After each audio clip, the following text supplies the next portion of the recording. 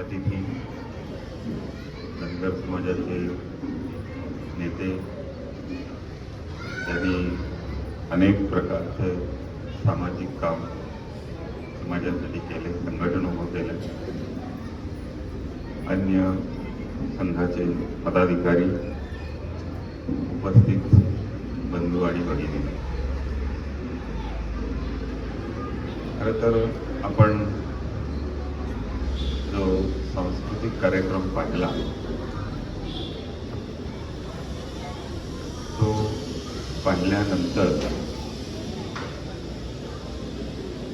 काही बोलण्याची आवश्यकता आहे असं नाही की ज्या सांस्कृतिक याच्यामधून पूर्ण आपला इतिहास, पराभव आणि त्याच्यावरती मिळालेला विजय हा इतक्या उत्कृष्टपणे सादर केला गेला. असेच कार्यक्रम सर्व ठिकाणी याच संचाचे आयोजित केले तर खऱ्या अर्थाने जागृती निर्माण होईल. आजचा हा दीपावलीचा प्रारंभाचा स्नेहमिलनाचा कार्यक्रम आहे. दीपावलीचा इतिहास हा आपल्या अनादी काळापासून चालत आलेल्या विविध प्रकारच्या संकटांवर मात करत हिंदू समाज, हिंदू संस्कृती ही इथपर्यंत आली. जगातल्या सर्व प्रकारच्या संस्कृती नष्ट केल्या. त्याचा अभ्यास करायचा झाला तर उत्खननातूनच काही अवशेष मिळतात. हिंदू समाजाचा अभ्यास करायचा झाला तर आज सर्व समाज जो अस्तित्वात आहे त्याच्यातूनच आपल्याला तो दिसतो. इतकी लाखो वर्षाची अगदी भारतीय कालगणना घेतली तर 12 लाख वर्षाचा इतिहास सलगपणे याच्यामध्ये आहे. जगाच्या इतिहासाची मांडणी केली जाते ती इसवी सनापूर्वी 5 ते 6,000 वर्ष आणि इसवी सनानंतरची 2,000 वर्ष असा 8-10 हजार वर्षाचा जगाचा इतिहास ज्ञात आहे. पण भारतीय संस्कृती ही किमान 10-12 लाख वर्षापूर्वीपासूनचा आपली 18 पुराणं, वेद, उपनिषद, अनेक प्रकारच्या संतांनी, सर्व जाती जमातीमध्ये निर्माण झालेले संत महापुरुष यांनी लिहून ठेवलेले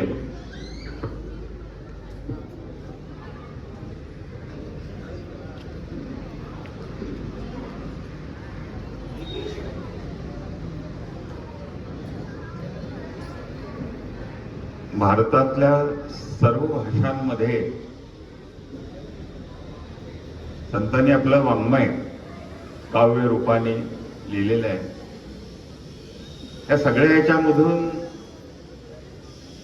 भारताची प्रगती, भारताचा विकास, हिंदू समाजातल्या ज्या वेगवेगळ्या प्रथा, अनिष्ट प्रथा, चालीरीती ह्या गुलामगिरीच्या काळामध्ये निर्माण झाल्या. त्या गेल्या 1000-2000 वर्षातल्या आहेत. भारतामध्ये जर आपण हे केलं तर ज्या रामजन्मभूमीचा आपण आता रोमहर्षक इतिहास पाहिला त्याच्या आधी काही 100-200 वर्ष मोहम्मद घोरी, अल्लाउद्दीन खिलजी, त्याच्या आधी 1001 वर्ष पूर्वी चंद्रगुप्ताच्या, चाणक्याच्या काळात सिकंदर, अलेक्झांडर, अशा प्रकारची आक्रमणं जी झाली त्या आक्रमणाने भारतीय संस्कृती तोडली गेली, उद्ध्वस्त करण्याचा प्रयत्न केला गेला आणि उद्ध्वस्त केल्यामुळे जो एक नैसर्गिक विकास भारताचा होत होता सामाजिक याच्यातला, तो थांबला. आणि त्यामुळे ज्याच्याकडे ज्या प्रकारचं ज्ञान आहे ते ज्ञान त्यांनी जतन करून ठेवल्यामुळे अशा वेगवेगळ्या जाती जमाती याच्यामध्ये तो विभागला गेला. भारताची प्राचीन परंपरा आपण जर पाहिली, या प्राचीन परंपरेत बुद्ध काळाच्या आधी आणि महाभारताच्या नंतरचा असा 2-2.5 वर्षाचा काळ जो आहे त्याच्यामध्ये गणराज्य होती. आज ज्याला आपण लोकशाही म्हणतो, आपलं 26 जानेवारीच्या प्रजासत्ताक दिन त्याला गणराज्य दिनही असं म्हणतात. लोकांचं राज्य, प्रजेचं राज्य, प्रजेने आपल्याला हवा तो राजा निवडण्याचं स्वातंत्र्य महाभारत युद्धानंतर संपूर्ण भारतात. आणि संपूर्ण भारत याचा अर्थ आज आपण जो पाहतो भारत, तो तेवढाच नाही. इराण पासून जॉर्डन, सिरिया, कझाकिस्तान, हिंदुकुश पर्वत, तिबेट, चीनचा काही भाग, ब्रह्मदेश, जावा, सुमात्रा, मलेशिया, असा हा एक विस्तीर्ण, ज्याला एका खंडाची उपमा देता येईल म्हणून भारताचा उल्लेख भरतखंड असाच केला जातो. त्यामुळे आजचे जे बाकीचे संपूर्ण देश आपण पाहतो आणि भारत पाहतो, तर हा गणराज्य जी होती, जसजसा भारतीय संस्कृतीचा विस्तार होत गेला, प्रसार होत गेला, एक काळ असा होता 500-700 वर्षापूर्वीचा काळ, पूर्ण जगभर म्हणजे इसवी सनाच्या आधी किंवा इसवी सनानंतर 6व्या शतका पूर्वीपर्यंत इस्लाम किंवा ख्रिश्चन हे धर्म अस्तित्वातच नव्हते. त्यावेळेला संपूर्ण जग, सगळं विश्व, ज्याला सनातन धर्म म्हणतात, ज्याला हिंदू धर्म म्हणतात, त्यांनी व्यापलेलो. युद्ध न करता, तलवारीच्या बळावरती न जिंकता, तत्वज्ञान, जीवन प्रणाली, जगण्याची शैली, हाताला असणारं काम, अशाच्या आधारावरती समाजाची, सगळ्या विश्वाची रचना प्राचीन भारतीयांनी केली. आश्रम होते. आश्रम व्यवस्थेमध्ये सर्व समाजातले घटक, सर्व जग, आज पाहिलं आफ्रिका आहे, पूर्ण काळ्या वर्णाचे लोक राहतात. युरोप आहे, पूर्ण गोऱ्या वर्णाचे लोक राहतात. भारतामध्ये काळा, गोरा, निमगोरा, गव्हाळ अशा सगळ्या वर्णाचे लोक राहतात. त्यामुळे भारताच्या प्राचीन ऋषीमुनींनी असं म्हणलं की आपलं कुटुंब, जन्माला येणारं कुटुंब, एक घर, आई वडील, आजी आजोबा, मामा काका असं मिळून ते एक कुटुंब. अशा कुटुंबाने तयार झालेला समाज. महाराष्ट्रापुरतं बोलायला झालं तर मराठी भाषिक, कर्नाटक लगेच लागून आहे, कानडी भाषिक, तेलुगू, तमिळ, मल्याळी, आसामी, उडिया, बंगाली, अशा असंख्य, गुजराती, राजस्थानी, काठेवाडी, मारवाडी, काश्मीरी, अशा जवळजवळ भारताच्या परिसरात, मगाशी उल्लेख केला त्या ह्याच्यामध्ये 2,000 विविध प्रकारच्या बोली भाषा या भारत याच्यामध्ये सामावलेल्या होत्या. याचा अर्थ असा की आणि सरस्वती, ही सरस्वती खूप मोठी नदी, गंगा आणि जमुनेच्या 4-5पट पाणी असणारी, 20-20 किलोमीटरचा विस्ताराचं पात्र असणारी, हिमालयातनं उगम पाहून राजस्थान मार्गे कच्छच्या रणाला जाऊन मिळणारी, अरबी समुद्राला जाऊन मिळणारी अशी सरस्वती ही पुढे 5 नद्यांमध्ये विभागली गेली. भूकंप वेगवेगळ्या प्रकारचे येतात, त्यामुळे सरस्वतीच्या किनाऱ्यावरती हे सगळे आश्रम होते. त्या ठिकाणी संपूर्ण भारताच्या या बाजूनी आणि पलीकडच्या बाजूनी, म्हणजे युरोपातून येणारे आणि भारतातून येणारे असे सर्व आश्रम तिथे. सरस्वती कोरडी झाली. आपल्या याच्यातले पद्मश्री वाकणकर यांनी अनेक शोध लावले. भारताचा इतिहास आजही आपण जो शिकतो, स्वातंत्र्यानंतर 75-80 वर्षाच्या काळात आपण गुलामगिरीचा इतिहास शिकतो. आपल्या संपूर्ण इतिहासाच्या पुस्तकात अल्लाउद्दीन खिलजी पासून ते औरंगजेबापर्यंत, अगदी शेवटचा बादशाह जो रंगूनमध्ये त्याचं मरण झालं, जो कवी होता, उर्दू शायर होता, बहादूर शाह, याचा इतिहास आपल्याला अगदी त्यांच्या बायका किती, त्यांनी काय काय केलं हे सगळं शिकवलं जातं. पण प्राचीन काळापासून हा देश कसा विकसित झाला, यातले कोणते सम्राट झाले. आत्ताच्या आपल्या पाहुण्यांनी धनगर समाजाचा उल्लेख केला. महाराष्ट्राच्या इतिहासाचा म्हणजे वांशिक इतिहास, कुठल्या वंशाचे लोक आहेत महाराष्ट्रातले. जर्मन मधला एक शास्त्रज्ञ इथे येऊन राहिला, 30-40 वर्ष राहिला. त्यांनी सगळ्याचा अभ्यास केला. वेगवेगळ्या प्रकारचे अभ्यास आहेत. त्यात त्यांनी अभ्यास करून सांगितलं, महाराष्ट्रामध्ये आज ज्या वेगवेगळ्या जाती जमाती आहेत या सगळ्या धनगर समाजातून निर्माण झालेल्या आहेत. मेंढपाळ होता, भटका समाज होता. एकटा धनगर घेतला तर त्या ह्याच्यामध्ये नुसतं मेंढपाळ म्हणजे मटणासाठी मेंढ्या नव्हत्या. एक नैसर्गिक साधन जे कपडे आपण पहनतो, एक काळ असा होता की हिमयुग होतं, नंतर भरपूर पावसाचं युग येऊन गेलं. त्या काळामध्ये वस्त्र विणण्याची कला अवगत नव्हती. भारतातली जगातली पहिली वस्त्र विणण्याची कला निर्माण झाली ती धनगर समाजात निर्माण झाली. जगाला वस्त्र दिली.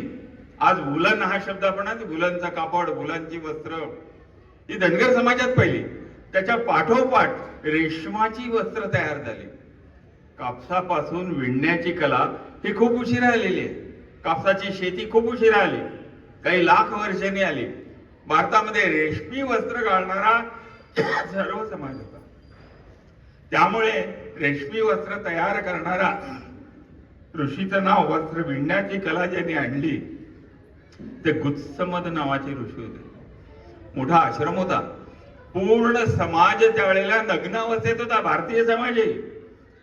आणि त्यांनी पाहिलं की झाडाला असे मोठमोठे कोश लागलेले, ते कोश खाली पडलेले, आणि एक काहीतरी असा त्यातनं धागा काढून पाहिला त्यांनी. काही मैल, काही योजना इतका लांबचा धागा मिळाला. आणि मग या धाग्यापासून वस्त्र विणण्याची कला त्यांनी आणली. जगातली पहिली वस्त्र विणण्याची कला भारतात आली. कदाचित गुत्समद हे ऋषी सुद्धा धनगर समाजातले असू शकतात.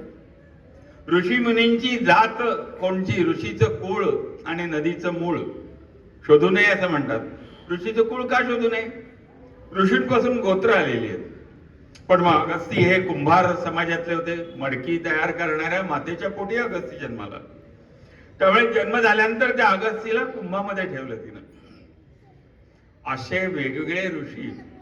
वशिष्ठ ज्यांनी योग वासिष्ठ निर्माण केलं. योगाचा सगळा जो काही आराखडा आहे, योग वासिष्ठ पूर्वी अगदी 50 वर्षापूर्वीपर्यंत घराघरात ग्रंथ होता. हे योग वासिष्ठ लिहिणारे वशिष्ठ यांची माता जी आहे लोपामुद्रा, जिच्या मुद्रेचा लुप्त म्हणजे तिची स्वतःचं व्यक्तिमत्व नव्हतं. ज्या समाजात जाईल, ज्याच्याकडे जाईल त्याचं व्यक्तिमत्व तिला ठेवायचं. अशी गणिका, नृत्य करणारी नृत्यांगना, अप्सरा, अप्सरा, रंभा, मेनका असा एक महिलांचा समाज भारतात वर्णन केलेलं. त्या समाजातली ही महिला, त्याचा मुलगा हा इतका मोठा विद्वान झाला. गौतम मोठे विद्वान झाले.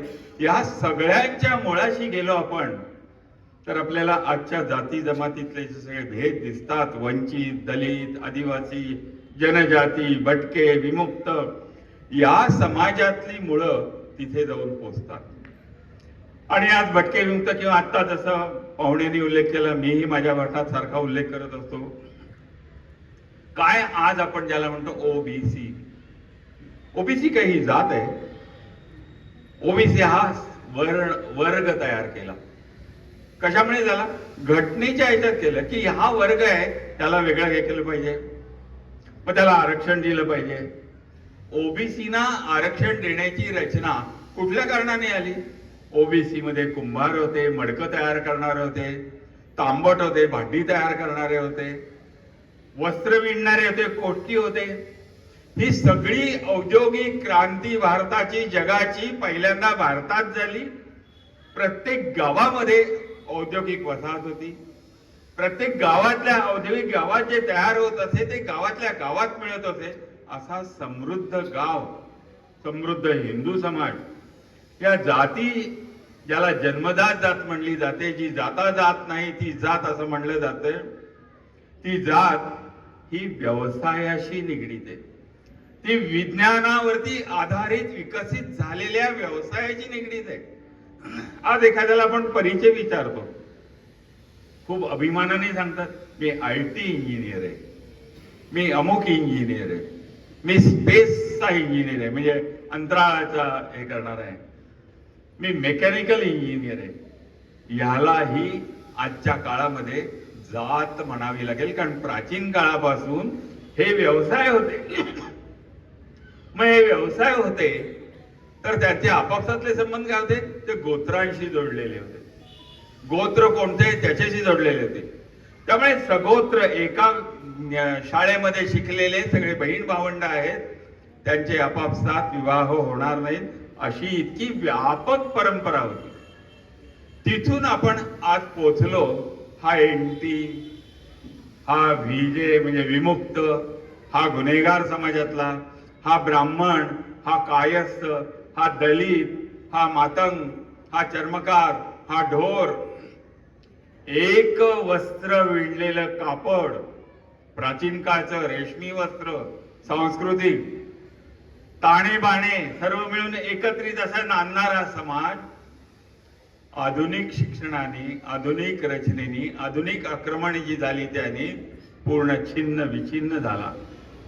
त्यामुळे ज्याच्याकडे जे ज्ञान आहे, ज्याच्याकडे जो व्यवसाय आहे, त्या व्यवसायाने त्याला ओळखलं जायला लागलं आणि ती डबकी तयार झाली. मी श्रेष्ठ हा कनिष्ठ, उच्च नीच भाव आला. हिंदू समाज हा एकत्र नांदणारा आणि मग जगाला वस्त्र देणारा. आपल्याकडे कुसुमाग्रजांची एक कविता आहे. कुसुमाग्रजांना मी 25-1 वर्षापूर्वी भेटायला गेलो होतो समरसता मंचाच्या एका अधिवेशनाच्या साठी माहिती द्यायला त्यांना नाशिकला, आणि प्रश्न विचारला. थोडासा माझा स्वभाव जो आहे तो स्पष्ट वक्ता, थोडा उद्धटपणा, स्पष्ट वक्ता असतो त्याला उद्धट अशी एक ही जोडली जाते. ते विचारलं मी त्यांना की तुम्हाला कोलंबसाचं गर्वगीत, गौरवगीत हे तुम्ही लिहिलं, कोलंबसाचं कसं काय लिहिलं? तुम्हाला म्हणजे दुसरं त्याचं हे होतं, भारतीय कुणी दिसला नाही का? कोलंबसाची कविता कशी काय लिहिली? अज्ञानी असतो आपण, पण प्रश्न विचारून त्याचं उत्तर शोधलं पाहिजे या मताचा मी आहे. त्यामुळे त्यांना विचारल्यानंतर ते म्हणले, माझ्या ह्या कवितेवरती खूप जणांनी लिखाण केलेलं आहे, पण ह्या अंगाने कुणी प्रश्न विचारला नाही. आता सांगतो म्हणले. त्यामुळे कोलंबस हा युरोपात पोर्तुगालमध्ये जन्माला आला. अत्यंत लहान वयात असताना त्यांनी पाहिलं पोर्तुगाल सगळा दारिद्र्य अवस्थेत आहे. त्याच्या वडिलांना त्यांनी विचारलं, एवढे मोठमोठे राजवाडे, महाल, घरं आहेत, एवढे मोठे रस्ते आहेत, पण सगळे दरिद्री आहेत, त्याच्यात कुठे वस्त्र नाही अंगावर कोणाच्या, सगळे अर्धनग्न आहेत, खायला नाहीये, असा हा पोर्तुगाल एवढी मोठे वाडे बांधण्यासारखी आपली स्थिती होती. आज ही स्थिती कशामुळे आली? कोलंबसाच्या वडिलांनी सांगितले, आपला भारताशी संबंध होता, भारताशी संबंध संपला आणि आपल्याला दारिद्र्य आलं. लक्षात घ्या, 12व्या-15व्या शतकामध्ये सुद्धा जग भारताकडे ज्ञानसंपन्न, समृद्धी देणारा भारत असा. भारताकडनं काय काय येत होतं? कोलंबसाच्या वडिला खूप 5-10 हजार पृष्ठाचं कोलंबसाच्या कालखंडावरती ग्रंथ आहेत इंग्रजी, पोर्तुगीज भाषेमध्ये. कोलंबसाच्या वडिलांनी सांगितलं की भारताकडनं आपल्याला अन्नधान्य मिळत होतं, आपल्याकडे थंडी भरपूर आहे, 12 महिन्यातले 10-11 महिने बर्फ असतं आपल्याकडे, त्यामुळे इथे काही पिकत नाही. भारताकडनं तांदूळ यायचा, भारताकडनं ज्वारी यायची, भारताकडनं वेगवेगळी कडधान्य यायची, भारताकडनं औषधं यायची, भारताकडून वस्त्र यायचं, लोकरीची वस्त्र, रेशमी वस्त्र, सुती वस्त्र, भारताकडनं शस्त्र यायची. काम ही कला भारतातली आहे. त्यामुळे भारताकडनं सर्व काही यायचं आणि आपण खूप चांगलं जीवन जगायचो. भारताकडे आपली विद्यार्थी, आपली मुलं शिकायला पाठवले जात असत. माझे पणजोबा म्हणजे कोलंबसाच्या वडिलांचे पणजोबा भारतात जाऊन ज्ञान घेऊन आलेले होते. ते तिथे न्यायाधीश होते. भारतातला शिकलेला जो आहे तो न्यायाधीश बनत असे जगातल्या सर्व राजवटींमध्ये. आज अजूनही भारताचा रिझर्व्ह हवा आहे ते हवेमध्ये जाईल, रस जो आहे, रक्त आहे, पाणी आहे ते जल याच्यात पंचतत्वात विलून जाईल. त्या पंचतत्वानी निर्माण होणारा आत्मा पंचतत्वाला. इतकं श्रेष्ठ तत्वज्ञान तथागत गौतम बुद्धाच्या त्या मूर्तीमध्ये छन्नी हातोडीने कोरलेलं आहे. त्यांना ज्ञान नाही, तो अशी छन्नी हातोडीमध्ये भारतीय तत्वज्ञान कोरेलच कसा? त्याचा अर्थ आम्हाला चुकीचं शिकवलं की ब्राह्मणांनी, उच्चवर्णीयांनी सर्व समाजाला ज्ञानापासून वंचित ठेवलं. धनगर, अरे काय धनगर, काय वडर, काय घिसाडी, त्या शिव्या झाल्या. धनाचं आगर, संपूर्ण जगाला ज्ञान देणारा, वस्त्र देणारा अख्खा युरोप जो आहे हा थंडीमध्ये कुडकुडून मरून जाईल. अशा याला धनगर समाजाने लोकरीची वस्त्र दिले भारतातून. असा समाज जो आहे तो आज भुकेला भिके कंगाल झाला. वडार रस्त्याच्या कडेला दिसतो. घिसाड्याला तर आता कोणी विचारतही नाही. टाटांचं कौतुक आपण खूप करू, उद्योग सगळे केले, पण एकट्या टाटांच्या उद्योगांमुळे त्यांनी गाड्या बनवाव्यात, त्यांनी ट्रक बनवावे, त्यांनी विमानं बनवावी. जे ज्ञान आमच्या गावागावात नाहीये ते ज्ञान घेऊन त्यांनी बनवावं. पण त्यांनी खुरपी बनवायला सुरुवात केली, त्यांनी नांगर बनवायला सुरुवात केली, त्यांनी हातोडी, टिका, फावड सगळं बनवायला लागले. आणि गावागावातला, पूर्ण भारतातला विविध प्रकारचा जो काही कौशल्य असणारा घिसाडी, लोहार, तांबट, चिखलकरी सगळे बेकार झाले. सगळे बेकार झाले. वस्त्र विणणारा इकडे कारखाने काढले, इकडून मांजरपाट तिकडून यायला, त्याच्यावरची कर कमी आणि भारतीय वस्त्रावरती प्रचंड कर. त्यामुळे आमचे गावागावातले हातमाग बंद पडले. सर्व प्रकारचं ज्ञान असणारं समृद्ध गाव, समृद्ध भारत, समृद्ध महाराष्ट्र हा ओस झाला. महाराष्ट्राची संस्कृती, हिंदू संस्कृती आदिम काळापासूनची, इतकी जुनी पुरातन संस्कृती. आज काय आहे महाराष्ट्राची अवस्था? आज हिंदूंची अवस्था काय? तो आला अल्लाउद्दीन खिलजी, मोहम्मद घोरी, त्यांनी इथली राजवट उलटून पाडली. पृथ्वीराज चव्हाणाला खेचून काबूलमध्ये नेलं, कंदाहारला नेलं. जो गांधार आमचा होता, गांधारीचा, महाभारत काळात, तो 5000 वर्षात पूर्ण त्यांचा झाला. पूर्ण गावागावातली गेली. आज कुठली मुलगी अशी जायला लागली तर रोज ऐकायला मिळतं आपल्याला, किती नीट परत येईल की नाही. छत्रपती शिवरायांनी, अहिल्यादेवींनी या काळात बघा, हे वर्ष आहे अहिल्यादेवींचं 300वे वर्ष आहे जन्म, आणि छत्रपती शिवरायांना 350 वर्ष झाली राज्याभिषेकाला.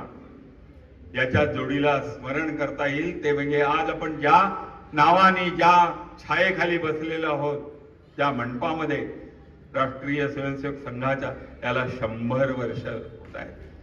तीन एकत्रित आलेले हे योग आहेत. कपिला षष्टीचा योग ज्याला म्हणतात तसा हा योग आहे. त्या तीन यांनी काय केलं? छत्रपती शिवाजी महाराजांनी मोगलांची सत्ता, परकीयांची सत्ता, मंदिरं उद्ध्वस्त केलेली, त्याच्या विरुद्ध प्रथम आवाज उठवला आणि यश मिळालं.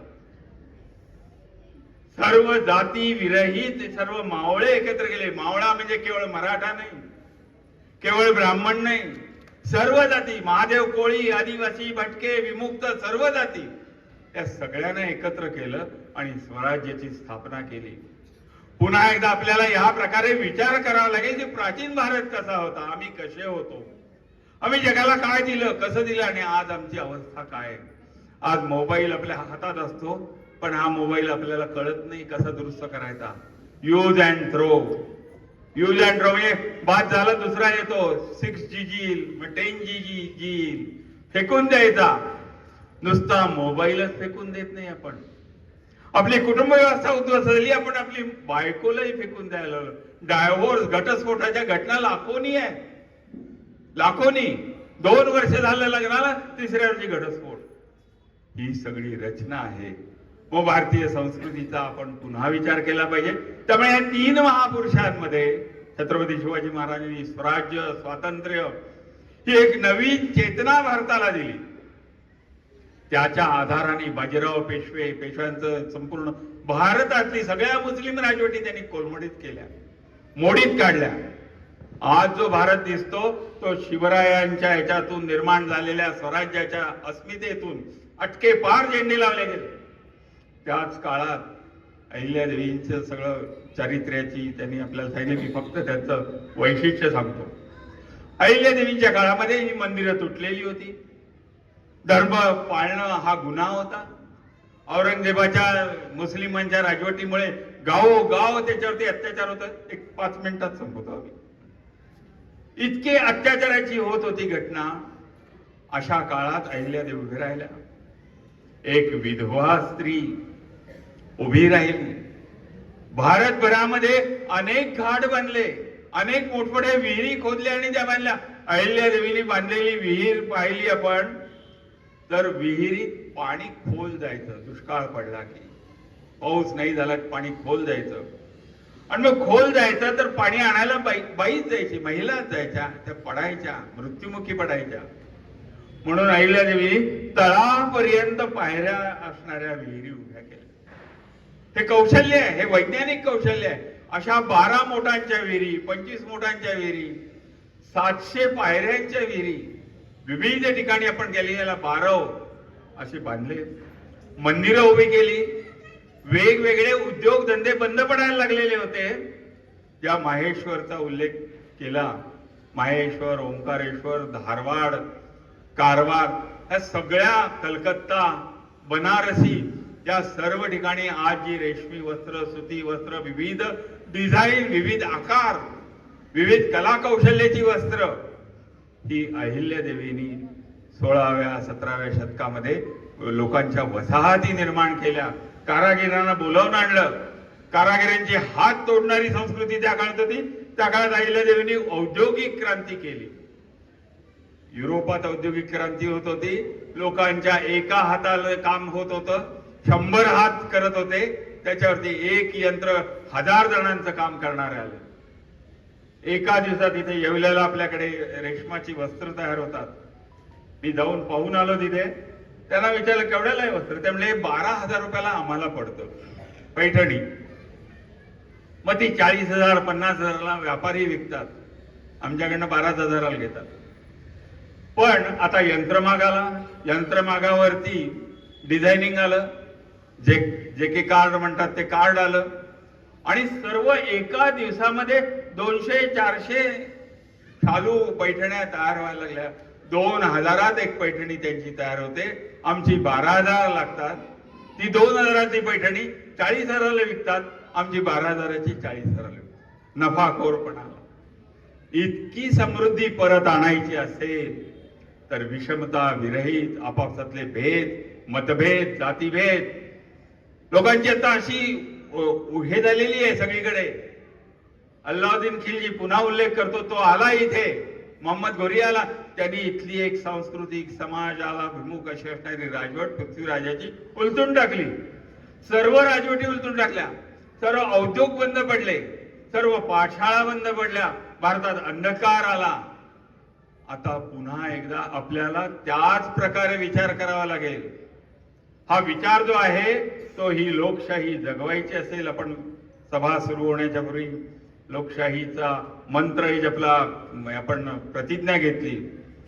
या देशाची लोकशाही गणराज्य प्रजासत्ताक जगवायचा असेल तर ह्या समाजातला ज्ञाती गोती पाती विषमता सोडून भारत जगवायचा आहे. भारताला जिवंत ठेवायचं आहे. भारतीय संस्कृती जिवंत ठेवायची आहे. भारतीय कुटुंब पद्धती जिवंत ठेवायची आहे. अल्लाउद्दीन खिलजीने राजवट उलटून टाकली. राज्य ताब्यात नाही घेतलं. राजवट व्यवस्था, राज्य व्यवस्था हे केली. आता आपल्याला राजव्यवस्था निवडण्याची संधी आहे. ही राजव्यवस्था निवडायची ते भारताच्या बाजूनी. भारताचा मार्ग, समृद्धीचा मार्ग, वसुधैव कुटुंबकमचा मार्ग, माझा कुटुंब समृद्ध होईल असा मार्ग, स्त्रियांना, सर्वांना, मुलींना, मुलांना सुरक्षेचा मार्ग, जो दलित, मागास, भटका, विमुक्त, जनजाती हा सगळा जो आहे तो हिंदू होता, तो आता इतक्या विभागणीमध्ये विभागला गेला. त्या सगळ्यांना पुन्हा एक आणण्याचा मार्ग, हा समृद्धीचा मार्ग लोकशाहीच्या याने होणार आहे. ही लोकशाही आपण जगवणार आहोत. मतदानाचा जो अधिकार आहे तो 100% कोण बजावतं? ज्यांनी या देशावर आक्रमण केलं, ज्यांनी मंदिरं तोडली, ज्यांनी समग्र धर्म आमचे बुडवण्याचा प्रयत्न केला, ज्यांनी महिलांची छितू करून, नासाडी करून त्यांना बाजारात आणलं, ते लोकशाही मार्गाने आता घेतात. एक काळ होता 47ला देशाचे तुकडे झाले, हसत हसत मागणी नसताना 1-2 वर्षात पाकिस्तान त्यांना मिळालं. आता ते लोकशाही मार्गाने पुन्हा देश जिंकण्याच्या मनसुबे रचत आहेत. त्याला आपलीच लोक विषमता त्याला बळी पडत आहेत. मार्क्सवादी हा वाद आहे, तो तोडणारा वाद आहे, आपण ध्यानात घेतलं पाहिजे. आणि हिंदू सारा एक, हिंदू संस्कृती, भारतीय संस्कृती, सर्वांना सन्मान देणारी संस्कृती, सर्वांना न्याय देणारी संस्कृती, सर्वांच्या हाताला काम देणारी संस्कृती, कोणीही इथे दीन नाही, कोणीही दुबळा नाही, कोणीही पतित नाही, सर्वजण एक आहोत, भारतीय आहोत, हिंदू आहोत. हिंदू बहुसंख्य राहिला, हिंदू विचारधारा राहिली, हिंदू विचारधारेचं शासन आलं तरच खऱ्या अर्थाने भारत जगू शकतो. जिथे हिंदू कमी झाला, जिथे हिंदू नामशेष झाला, ते सगळे इस्लाम किंवा ख्रिश्चन झाले. हे ध्यानात घेतलं पाहिजे. आपापसात भांडण्याच्या ऐवजी आपले शत्रू कोण हे ओळखलं पाहिजे. सर्व धर्म समभाव असलाच पाहिजे. तो हिंदू बहुसंख्य असला तरच राहतो, नाही तर भविष्यात 10-20 वर्षात आपल्या पोरीबाळींचं सुद्धा भलं होणार नाही. हे लक्षात घेऊन आपण सर्वांनी भारतीय बनणं, हिंदू बनणं, हिंदू विचारधारेने चालणं हा विचार आपण ध्यानात घेतला पाहिजे. भारत, भा म्हणजे तेज, भा प्रतिभा, प्रतिभा प्रतितेज, साहित्यिक, कलाकार हे सगळे भारत अशा तेजामध्ये रत असणारा समाज तो भारतीय समाज. अशा तेजामध्ये रत असणारा समाज तो हिंदू समाज. अशा तेजामध्ये रत केव्हा होतो? सर्व समान एका हातात हात घालून संगच्छतम संवदतम संवमनासी जानताम ओम सहनावतु सहनौ भुनक्तु वृक्षवल्लियामा सोयरे वनचरे. असा आपण आपल्या जीवनात हे केला तर ही संधी आहे. अशी संधी वारंवार येत नाही. आपण भारत म्हणून जगायचं, आपण हिंदू म्हणून जगायचं का पुन्हा एकदा मानसिक गुलामगिरी जगायचं? आपली मराठी भाषा जगवायची, कानडी भाषा जगवायची का पुन्हा एकदा इंग्रजांची गुलामगिरी करायची? विज्ञानाधिष्ठित आपण शिकायचं का पुन्हा एकदा ते सांगतील त्याचप्रमाणे जगायचं? हे ठरवण्याचे दिवस आहेत. आजच्या ह्या दीपावलीच्या ह्याच्या निमित्तानं आपण ज्या वेळेला दिवा लावू, घरात, अंगणात, दारात कंदील लावू, त्यावेळेला आपल्या घरामध्ये सुद्धा वेद, शास्त्र, पुराण, ज्ञानेश्वरी, तुकोबांची गाथा, नामदेवांची गाथा ही ठेवा. आपल्या मुलाच्या हातात ज्ञानेश्वरी द्या, तुकोबांची गाथा द्या, उपनिषद द्या, तर आपण भारतीय राहू. त्यांच्या हातामध्ये त्यांचे धर्मग्रंथ लहान लहान मुलांच्या हातात आहेत. अत्यंत प्रामाणिकपणे ते जगतात, त्यांचा धर्म पाळतात. आपण आपला धर्म विश्व बंधुत्वाचा जगला पाहिजे.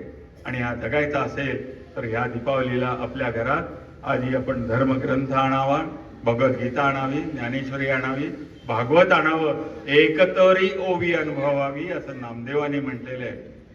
ती एक तरी ओवी रोज आपण आपल्या मुलांना, बाळांना शिकवली पाहिजे. इंग्रजी अवश्य शिका, फ्रेंच शिका, जर्मन शिका, चिनी शिका. छत्रपती शिवरायांना, जिजाऊंना या भाषा येत होत्या म्हणून ते इंग्रजांशी बोलू शकले, म्हणून ते पोर्तुगीजांशी बोलू शकले, लढू शकले.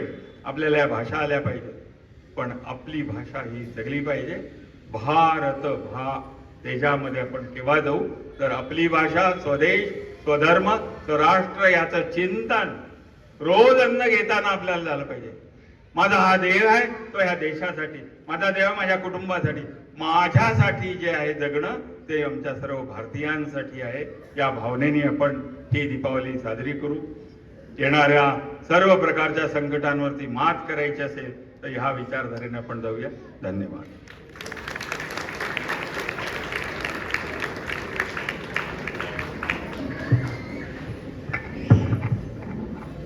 खूप खूप धन्यवाद सर. आम्हाला प्राचीन वंदे मातरम, वंदे मातरम, सुजलाम सुफलाम मलयज शीतलाम, शस्य श्यामलाम मातरम, वंदे मातरम. कोटि कोटि कंठ कल कल निनाद कराले, कोटि कोटि भुजई द्रुत कर कर आले, अमलाते मुमायत बले बहुबलधारिणी, नमामि तारिणी रिपुदलवारिणी मातरम, वंदे मातरम. तुम्ही विद्या तुम्ही धर्म, तुम्ही हृदय तुम्ही मर्म, त्वं हि प्राणात् शरीरे बाहुदे तुम्ही मा शक्ती, हृदये तुम्ही मा भक्ती, तोमारे प्रतिमा गडी मंदिरे मंदिरे मातरम, वंदे मातरम. त्वं हि दुर्गा दश प्रहरणधारिणी, कमला कमलदल विहारिणी, वाणी विद्यादायिनी, नमामि त्वां मातरं, नमामि कमलाम् अमलाम् अतुलां सुजलां सुफलां मातरं, वंदे मातरम. श्यामलां सरलां सुस्मितां भूषितां धरणीं भरणीं मातरं, वंदे मातरं, वंदे मातरम्.